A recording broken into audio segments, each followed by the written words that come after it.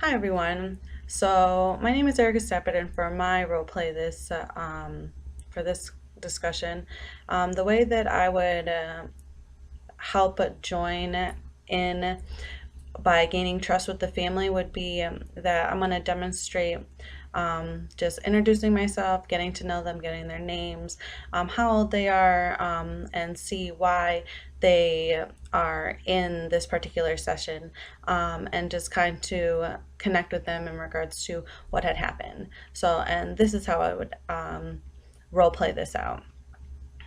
Hi everyone, my name is Erica Stafford. So I know that I spoke with your mother, Katya, and we had connected over the phone, and you spoke that you feel that the family should come in today and just kind of to talk about what had happened. hmm No, I completely understand. That's something that's very traumatic for an individual to endure, and very, like you said, unexpected.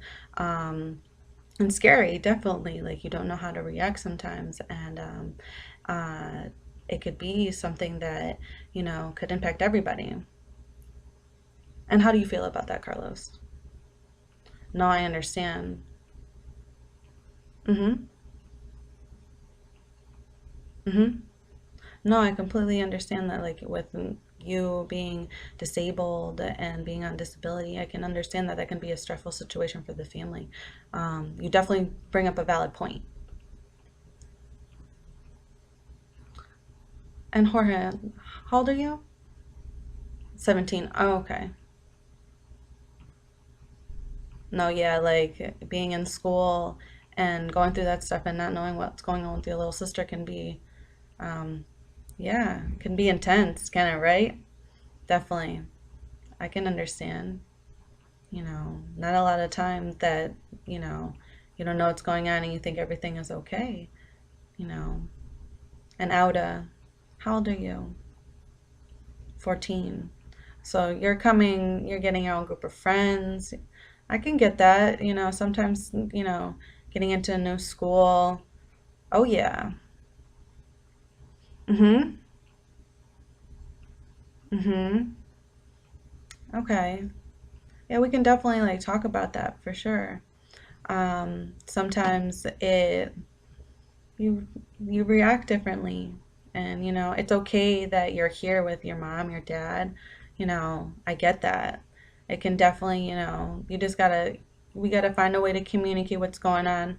I get that you said something to your mom before. She didn't know what was going on. She didn't know how to um, interpret, how you needed help. She didn't understand. So this is why we're here. We're trying to understand everybody. We're trying to communicate much better. Mm-hmm. Okay, we'll all get to say what we have to say when, things come up. So this is an open place. We're all gonna see what happens, and how we're going to kind of get through this moment that you've gone through. So don't worry. We're all here to help each other. We're all here to be able to, come together and, help you and help the family and grow together and be able to just move in a more positive direction, helping your father, helping, you, being able to talk to one another. So that's segment one. Segment two, um, how I would interrupt bickering between the parents. So what you'll see is that I will redirect a lot of the attention from the parents bickering to kind of have them refocus into the initial reasoning to them coming in, which would be their daughter's attempted suicide. So I would politely interject in regards to refocusing them onto hearing what their daughter wants to say and has to say to express her needs in regards to why she um, asked for counseling a year prior. Um, so that's something that I'll touch upon along with trying to help them um, move forward and communicate better with one another and not to um, fight in front of their children and try to agree to disagree. So this is how I would role play this. Okay, so I see that we're starting to argue a little bit in regards to understanding each other's um, traumatic experience. I know everybody's going through things. Jorge, I understand you're going through school and you need some attention in regards to rides. Your dad is unable to help you because of his disability, which, we can find ways around that. We can definitely, see if there's other avenues to have you maybe carpool with your friends. But, Katya, I understand that you feel unappreciated, and I feel that, with you being under some form of stress. Okay. Uh-huh. No, I can understand like being underappreciated and sometimes being avoided when you want to express yourself is very hard. Mm-hmm. Now, how do you feel about that? How do you feel that she's expressing that? Now we understand. No, no, no, I understand. Yes. Sometimes not being able what to do that and you feeling that she may be too emotional, has some stray on how you can handle stress as well because you want to help in it. Sometimes you can't, and it's okay, but we got to communicate that better. And I understand you guys are fighting right now. We're definitely going to touch upon these issues that are underlined here in regards to, taking care of Jorge, trying to get Auda the proper help that she's looking for, and also working on your communication between one another while this is happening. So we'll definitely touch upon those. But right now, we need to just refocus on why we came here today. And we can all agree that, you all mentioned to me that you're here because your mother wanted you to be here. Katya expressed that, it was a concern of hers of what the mental health of, your sister, Jorge, and your daughter.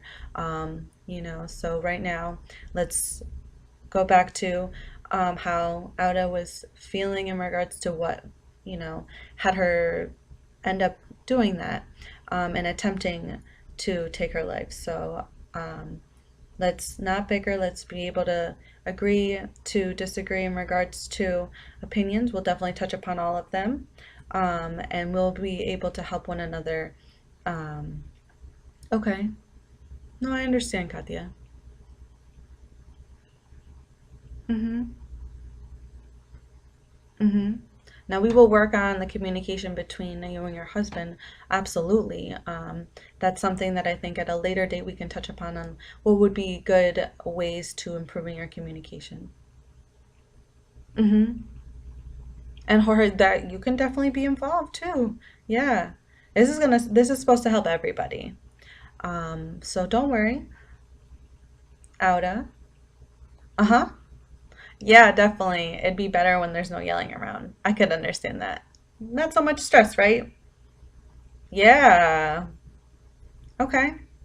Well, we came here for you, so let's start first. Let's first with you, and then we can move forward. Okay? Cool. So that's how I would role play segment 2. Now, segment 3. Um, in this session, the particular homework that I would provide would be to do a small paragraph writing about their family member, just so that they can read it to them in the following session so that they can talk about how they feel during certain situations or during certain experiences that they're having among their family.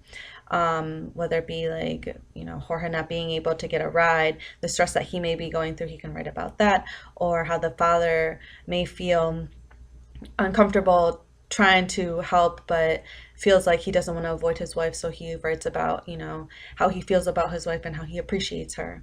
And uh, I would also try to encourage them bonding, just to do an activity together outside of that, writing that. And then once doing that, I would let them openly communicate as I mediate the conversations. So this is how I would role play that. Okay, so it was great hearing from all of you. I definitely understand where everybody sits in regards to their feelings and emotions. This was definitely a traumatic event that you've all experienced. And I don't want you to leave empty-handed from this session. So I know that we made a lot of breakthroughs. I know that, you guys have expressed that you're all here for one another. You all love each other, even though I see like with your body language, you guys are a little closed off, arms are crossed, you guys don't really look at each other. We want to do some active listening, in the weeks to come. So just kind of listen to each other, hold your tongue a little bit, and just try to kind of like be able to just think before you speak so that you are able to express yourself but not get too overly anxious or feeling disregarded or not feeling comfortable. So definitely, work on that.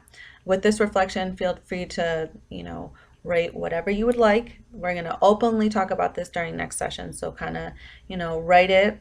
If you write it early, put it to the side, bring it back. So I definitely want you guys to try that and just try to spend time with each other and, reconnect and just slowly talk to one another in regards to understanding that everybody has a lot going on. We're all trying to be there for each other, but we have to make sure that we're communicating well. So I expect that you guys are able to accomplish this goal without any problems. Out has expressed that, she was going through a lot. She's going to do a little bit better in talking to you guys. So just look out for that when she comes out and tries to connect with you. Just know that she's trying to communicate with you. Jorge, I understand you want to be there for your little sister, but, let your parents handle some things that you're not able to and try to focus on school, and your sister when you're at home, when she wants to have you help her with homework or anything like that, feel free to definitely connect with her on that. It's good to have, someone close to you to support you like that, and then Katya, your communication with your husband and obviously yourself to your wife, just slowly just try to make sure that, just let her know, I appreciate what you're doing. I wish I could help. Just let her know and, keep an open ear. Even though he may not say it, his body language may be showing that. So just slowly communicate with each other, readjustments in body language, tone of voice, like your daughter said, yelling sometimes gets us all distracted. So, let's focus on the core things at hand and what you're trying to work on so that you're able to move forward positively into, into your next couple weeks before you guys come to your second session. Okay? It was a pleasure meeting you all.